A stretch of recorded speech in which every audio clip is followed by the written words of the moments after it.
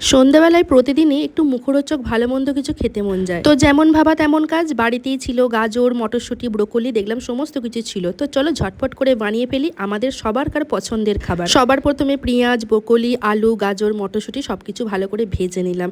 তো তোমরা অলরেডি আমার ছোট ছেলের খাওয়া দেখে বুঝতেই পেরে গেছো আমি কি বানাতে চলেছি। তো চাউমিন বানাতে চলেছি।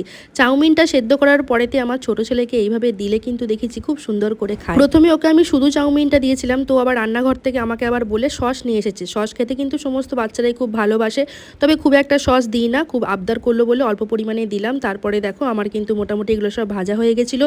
তারপর আমি একটু সোয়া সস দিয়ে দিলাম। এরপর আমি সেদ্ধ করে রাখা চাউমিনটা দিয়ে দেবো। এই চাউমিন খেতে কিন্তু আমার ভীষণ ভালো লাগে। তোমাদের কার কার চাউমিন খেতে ভালো লাগে অবশ্যই আমাকে কমেন্টসে জানিও। আজকে যেহেতু বাড়িতে চিকেন ছিল না, তো সেই জন্য আজকে শুধু ভেজ চাউমিনই বানালাম। তোমাদের সাথে গল্প করতে করতে আমার চাউমিন কিন্তু একদম রেডি হয়ে গেছে। এরপর কিন্তু গরম গরম চাউমিন কিন্তু বেশিক্ষণ রেখে দিলে কিন্তু চলবে না, তাই না বলো? দেখতে কেমন হয়েছে অবশ্যই আমাকে জানিও। খেতে কিন্তু খুবই টেস্টি হয়েছিল।